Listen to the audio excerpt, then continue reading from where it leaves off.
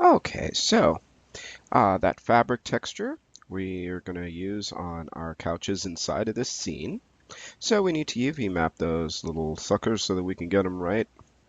And I'm just going to quickly do that using some of the new UV editing tools in 2017 and particularly 2018 as well. Um, I have turned on, so I have my custom setup here where the left side is, and you can always, let me just start it from the beginning because I have a preset, but if I say pane side by side and I set the left one, this is just the way I work, to perspective, and the right one under panel to UV texture editor, and that brings this up. Now you'll notice I have a few new sets, and one of them, I also have some things in here, separate and cut, and some different tools. I'm going to add another one inside of here that I like using a lot. But let's just go with some of the things. So I've turned on my custom shelf. The things you want to really have on here is the flip, the rotate. I have a few other things. Um, But I want to add one of the new tools, which is I go to the UVs up at the top and the 3D cut and sew UV tool. So Control Shift left mouse click. And what you'll notice is it popped it up here, not where I want it, so, but I'm just going to middle mouse drag it into this custom set. There we go. Now it's right where I want it. I also want to make sure that my UV toolkit is turned on, right? So sometimes it'll come in floating. So let me just show you how to actually set that up. I want to go to Tools, Show UV Toolkit, and then just drag it over to where my channel box is so that it's right in here and it makes life easier. Now, rather than being redundant in how I UV map stuff, I only have to map the couch and one set of pillows. I don't have to do both. So typically what I'll do is I will separate a combined mesh, and you'll find that either inside of the polygon tools or the tie set if you download it. Let's just separate those, and I'm just going to get rid of one set because I don't need them. That way I'll UV map these and then just duplicate them, and then the UV map will be exactly what I want. So we'll just do one thing at a time.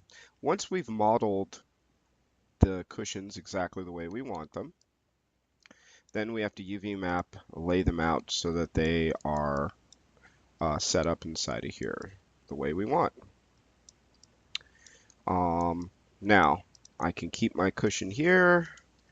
I can add more details if I wanted to, which is also kind of nice because then we have a good way of putting the seams where we want, like hiding where the seams are going to be.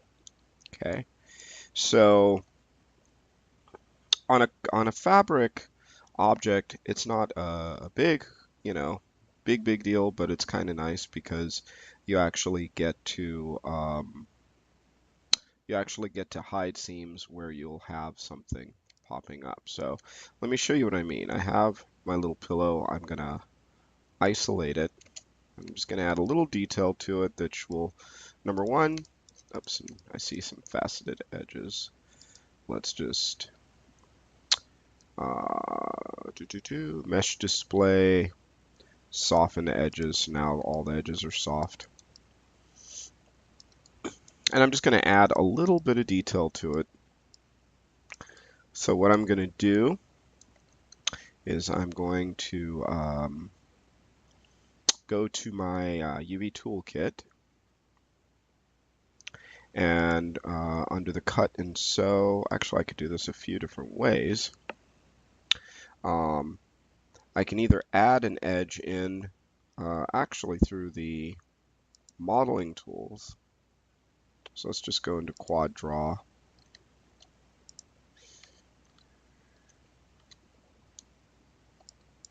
And I'm just going to do a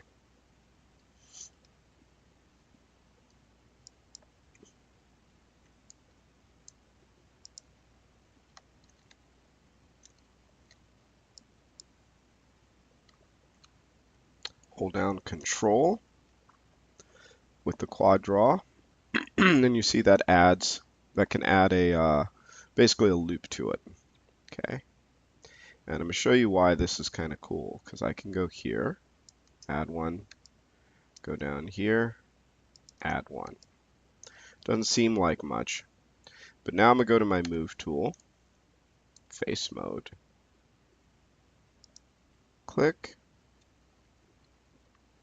and Shift double click to grab that whole loop.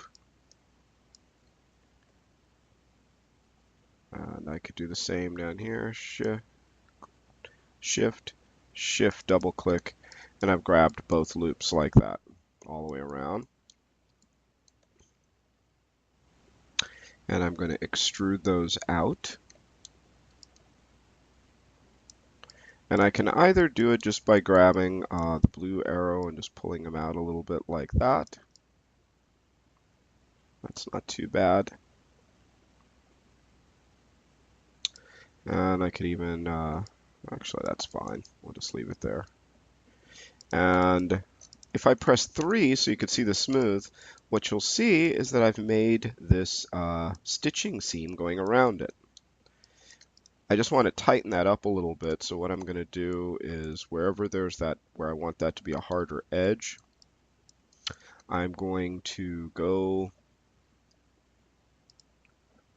Mesh, Edit Mesh, Mesh Tools, here we are, Mesh Tools, Insert Edge Loop. So I could use the quad draw or I could use this one, doesn't really matter.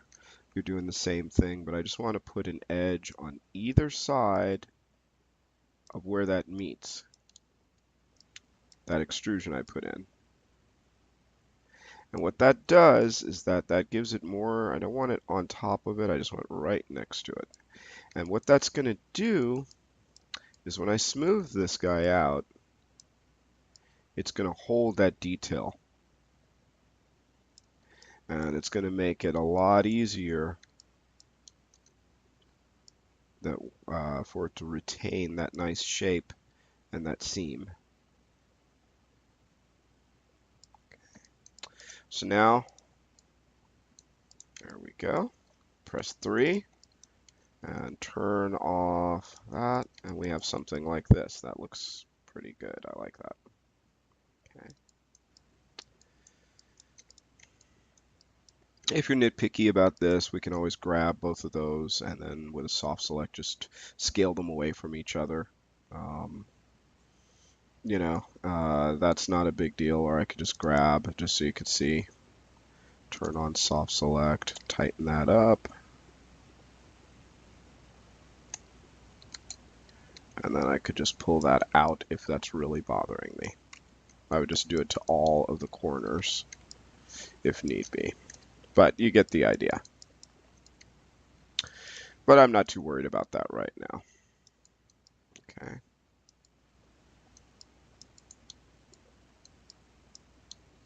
And depending on how it's created, you see there's not one over here. So I could just add that loop, make sure it's on this side as well. Mesh Tools, Insert Edge Loop, put it on the other side. Boop. Turn off the soft select, we don't need that. Okay, that looks good. Hit 3. Yeah, I like that. Okay, so now we've got that. That's looking pretty clean.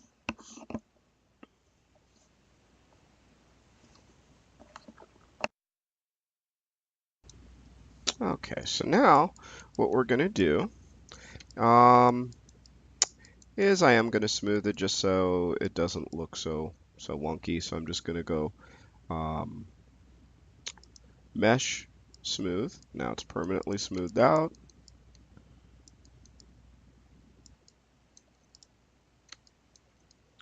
Remember that thing I told you we could grab, double click on the corners,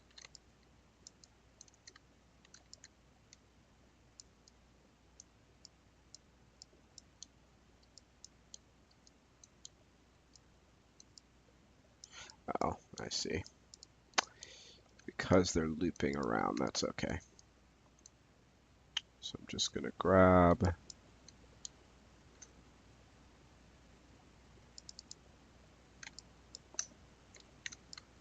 that corner,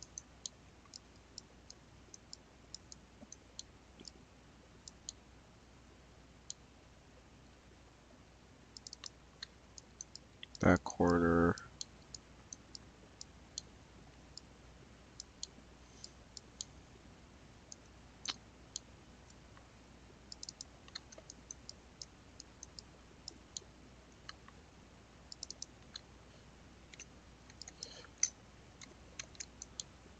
this one is wrapping a little weird, so we'll just go and say, you know what, from here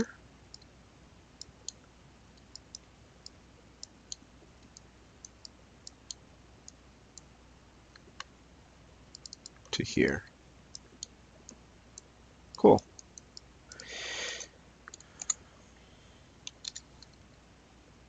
And then I can just widen those out a little bit.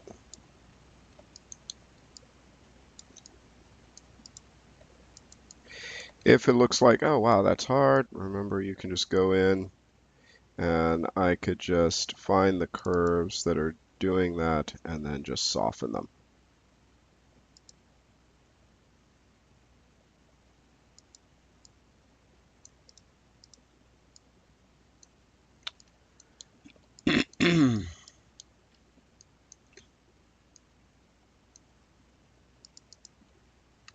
Turn off soft select.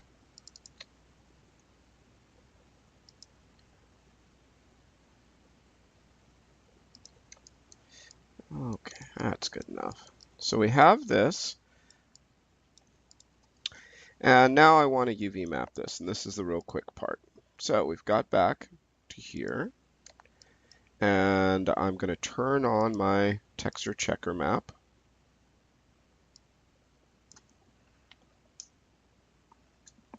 And we could see that, awesome. So let's just make sure.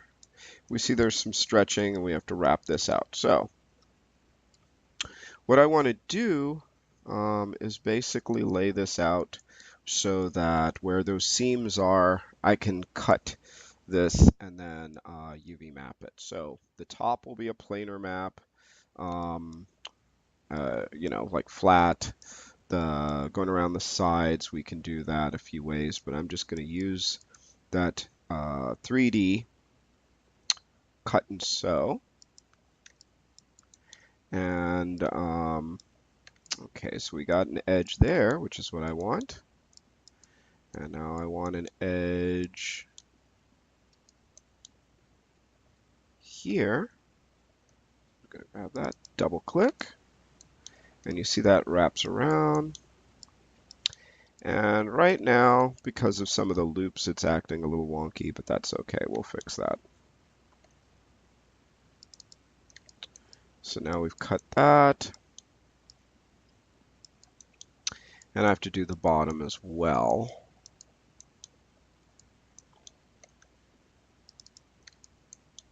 Now all these different shades are because in the view I have it in shaded mode. It's wireframe mode, shaded mode, so I can actually see that. I can also see UV distortions, which we'll get to in a second, but I just want to make sure that I have these as separate pieces. And I also want to do the same in here. So we're going to go inside, define where the seam is between these. We see, we cut that. And I may have to stitch some of these back up afterwards, but that's okay.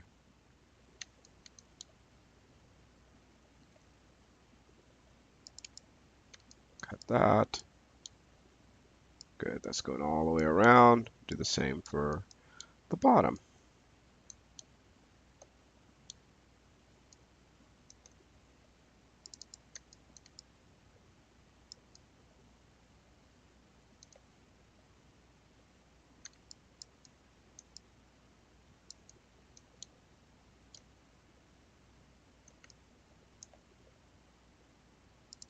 And I'm just double clicking with that tool and it's making where those seams are. So right now we have this going on. Okay. So now with this same tool, I right click, go to component mode, and then let's say UV shell. So I can select an entire shell and press the letter D as in dog. So let me see. So if we're here, right click, component, UV shell, D. Now sometimes it does act a little bit weird, I've noticed. So I have to go like, let me switch back.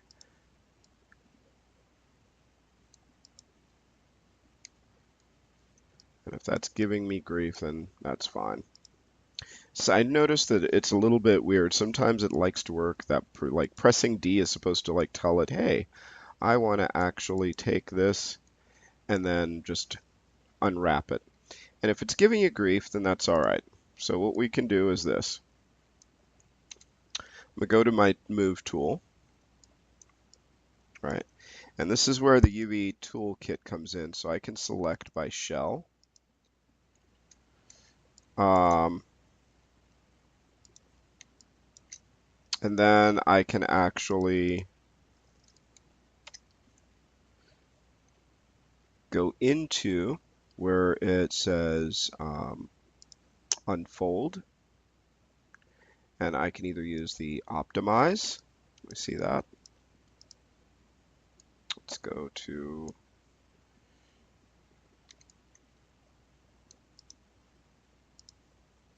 you, optimize, you, optimize, and I'm just hitting these, optimize, optimize, and you, optimize. And what you'll notice is as I'm doing it, it's literally just unwrapping these guys for me.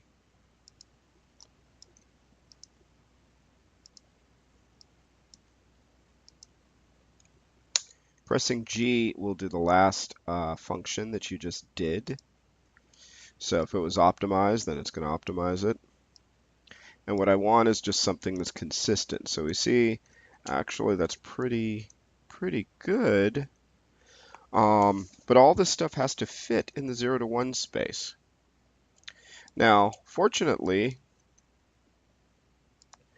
the seams in the back are not going to be seen, right? Because they're going to be covered up. So that is a perfect place to actually have to make cuts, right? So that works out well. That works out well. This guy's a little bit long. So I might want to do a cut here because it's really long just to get that sort of look.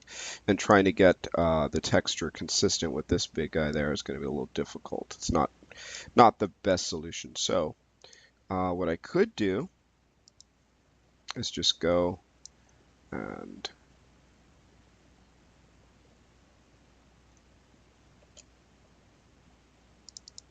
cut these guys on the corners.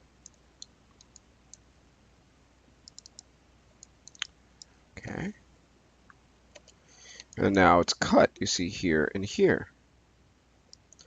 Now, fitting it all into the space so that I have a consistent texture so all these little cubes are the same size could be a pain. Let me show you a quick way of doing that. I'm going to grab, right click, go to UVs, grab all the UVs, and then inside of the unfold, oops, actually not unfold, where are you? Layout. So I want to do a layout, but to pull up the options for this, and this is the important part, I'm going to hit Control, Shift, or excuse me, Shift left mouse button just to pull up my options. And I'm just going to tweak a few things in here. So my texture size, 1024, that's good. Pre-scaling, shell pre-scaling. I want to preserve the 3D ratios.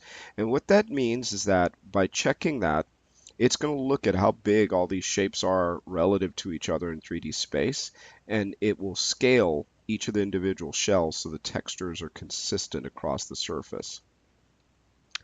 And now I want to also add shell padding. Let's do about 5 pixels to give them space so they aren't overlapping. Tile padding, let's just do 2. And let's hit apply and see what happens. Okay. So it did do it. They're all consistent. That looks really good. But here's the thing. My texture space is really, click on this, inefficient because these guys are just too freaking big. So I need to cut these so that they'll actually fit better and all these things will work right. So what that means is I'm going to go in with my tool here and I'm just going to cut them on the corners. Let me just do it on here.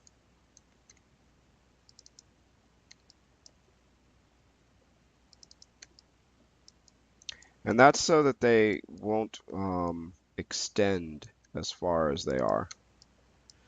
And what that'll do is then they can be fit into the 0 to 1 space much better and not utilize such a ridiculous amount of space. So let's try that out, see what happens. So now you could see they're different colors because I cut them. And yeah, that looks good. So I'm going to try that again. Let's grab UVs, grab all of them. This is all set. So now if I just hit layout, it'll go with those parameters. And you see now it's filling up a lot more space in here. And if I actually go in, we see we have a much better texture solution now. The textures are actually showing up a lot more. They're consistent, pretty consistent with each other. I can always go in and just say, if it looks like there's some distortion, optimize again, and then layout.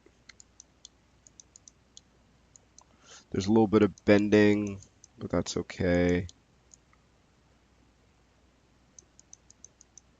If it looks like things are getting too close, you can also go in. Last thing is the there's an optimize tool where you can actually I'm holding down the letter B, left mouse, and you can actually check that out.